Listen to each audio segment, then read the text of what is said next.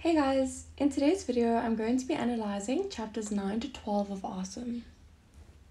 So to pick up off of the last video where Barry's got sick because of the mince pies, he's now woken up, he's had some chicken soup for breakfast that Paul made him, and it is now lunchtime.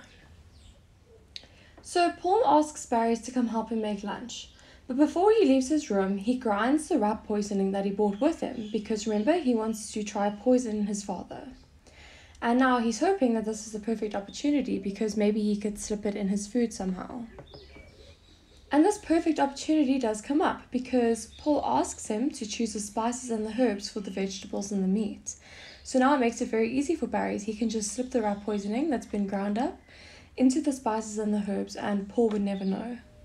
But he ends up not doing it because he's very scared that Paul will see him since they are cooking and working next to one another.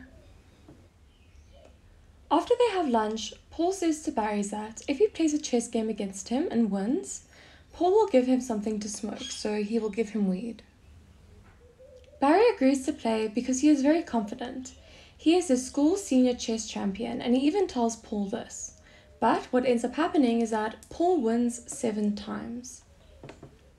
At this point, Barry throws a hissy fit and he stomps his feet because he is very angry, first of all, because he doesn't have any weed to smoke. And second of all, because I think he's a bit embarrassed because Paul beat him and his pride is wounded. After lunch, Paul decides that he wants to make a fire, so he leaves the house to go get some wood. This leaves Barry in the house by himself, and he decides that this is the perfect opportunity to go look around in Paul's room. The first thing Barry sees are the photos. The first photo is a wedding one of Paul and his ex-wife, and the second one is a baby photo of Barry's that is hanging on the wall. Barry then looks at one of the bedside tables, and in one drawer, in a shoebox, he sees his blue childhood teddy bear named Bolly. He also finds a big box of handmade cards that he made for Paul when he was younger and sent to him, and he thought that Paul had never received them because he never got a reply. Barry then goes to Paul's bed and he looks underneath the mattress. Here he finds what he expected, a bottle of brandy. This bottle of brandy is still sealed closed, but Barry decides to open it, and when he does, he catches the smell. Now he will always associate the smell with a drunk and abusive father. So when he smells the smell now, he kind of gets a flashback of how Paul treated him and his mother abusively when he was younger. He hears Paul come back into the house, so he quickly takes the ground up rat poisoning that he brought with him, and he puts a little bit in the bottle.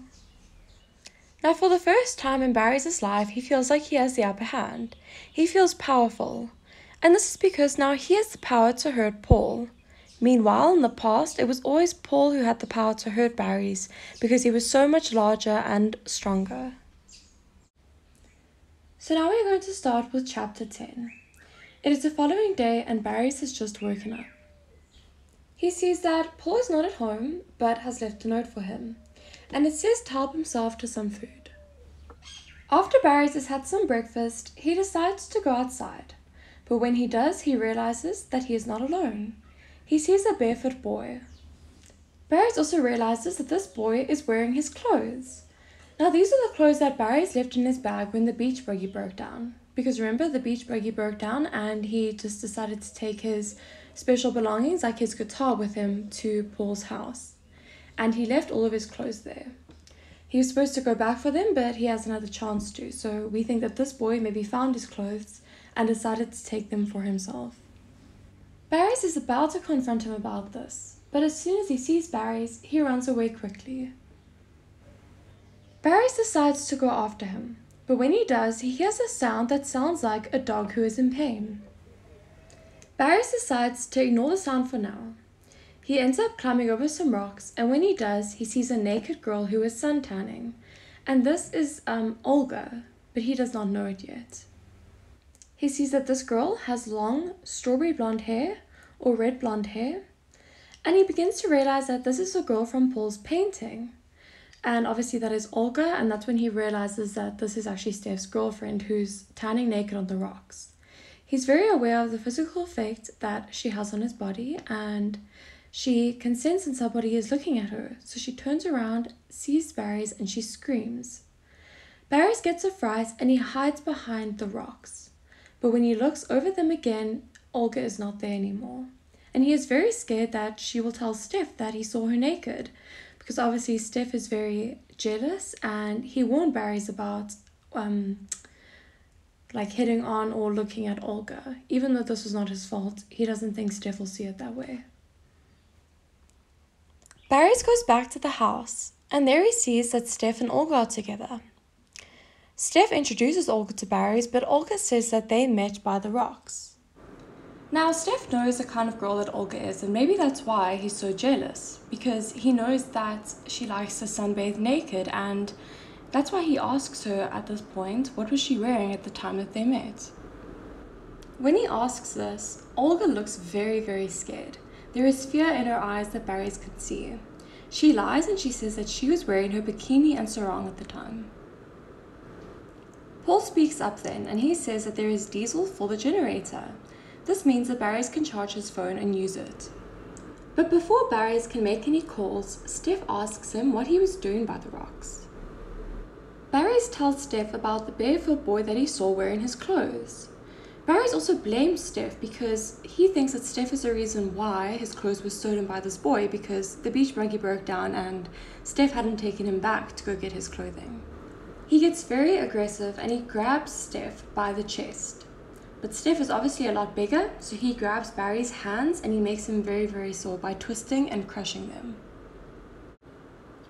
Now Barry's has charged his phone and he wants to make a couple of calls. Paul says that he needs to climb up the hill in order to get connection. Before he does this, Paul says that he wants to see who can throw a rock further. Now this is the second competition that they're having. The first one was a chess game, and now they are throwing the rocks. And once again, Barry thinks that he is going to win. But what actually ends up happening is Paul wins, just like the last time. Barry gets very angry and he slams his hands against the rocks, which causes them to bleed. Olga sees his bleeding hands and she offers to disinfect them at the house. While disinfecting his hands, she warns him that he should not test his father's patience. Now this may be because she knows how Paul can be and that he can be abusive, and that even though he is a very kind and caring man now, if he is pushed too far, he may revert to how he was in the past and end up hurting Barry's. Olga also opens up about herself, and she tells Barry's about how she used to cut her wrists and tried to commit suicide in the past. She says that he is not the only person in the world who has tried to hurt himself or who's done dumb things. But Barry's is just feeling sorry for himself.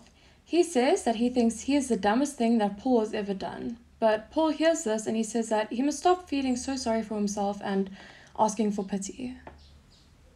Even though Paul is slightly irritated with Barry's, he sees that his hand is in a lot of pain and gives him a painkiller. Barry's decides to go on a walk after this, and when he does, he sees a light by the rocks. Next to this light, he sees the child who was wearing his clothes before, the barefoot boy.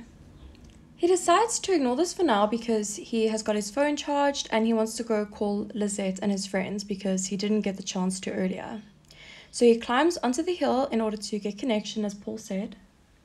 But as he is climbing up this hill, he hears a dog that is in pain again. He looks around and he sees the dog under the slope that he is sitting on. He sees his golden retriever and he tries to get into the water under the slope in order to help save him and get him out from there. But he ends up falling into the water. Now this is where the ocean is, so it's pretty dangerous and the waves are very strong. He begins to pray to God that he will help him, and this is saying something, and that it shows that Varys is very scared because he's not particularly religious. And while he does this, he sees a light by Paul's house, and he begins to scream for Paul, but Paul does not hear him because he's so far away, and the sound of the dog and the ocean is overpowering his voice. The waves are also so strong that they begin to rip his clothes apart, and he ends up naked, and the waves take him out into the deep sea. Barrys wakes up the next morning in Paul's kitchen in front of a warm stove. The dog that he was trying to save is lying next to him, and he decides to call him Yona. Now, the dog is named Jonah because Jonah is a Bible character who got ingested by a fish and stayed in its stomach and then got spat out and actually survived. So I think that Barry's named him Jonah because he survived something that had to do with water and the ocean. Slowly but surely, Barry's begins to remember the previous night and what happened and how he made it from the ocean into Paul's kitchen. Barry's remembers the following things. So he remembers strong arms hauling him out the water, being put in a warm bath, having cream and oils put over and rubbed into his body and his sores, and being given dry, warm clothing. Paul says that he was very worried about Barry's and where he had gone because he'd been missing for a while. So he went to go look for him and he heard the dog, and the dog was by Barry's. So when he went to go check on the dog, he saw Barry's in the water. You could say that the dog Jonah almost saved Barry's life, because if it wasn't for Jonah, then Paul would have never found Barry's because he was so far and deep into the water, and he would have never thought to have looked in the water for Barry's. The dog is in good condition. He has a couple sores and they think that he had fallen off of a boat. Later on, when Barry's feels a little bit better, he calls Lisette. She says that she's very mad at him because he left without saying goodbye and he didn't tell anybody where he was going. She also says that he must stay out of her life. She hangs up and he decides to call Floris, but he only gets his voicemail. He also calls his mom and he says that he's really angry at her because she didn't tell any of his friends where he was going. But she tells him that the verkeersman, so the man that Theo hit, is now in a coma. After hearing this, Barry's is quite worried and decides that he just wants to go back to the house. But when he does, he sees Paul with a pistol in his hand, so he sees Paul with a gun in his hand when he gets home. Paul explains that he wants to shoot Jonah because he is bleeding all by his neck and Paul just wants to stop the dog's pain. Paul also says that he will do it behind the rocks so that Barry's will not have to see it happen. But Barry's will not let Paul do this. He says that he will take Jonah to the vet himself.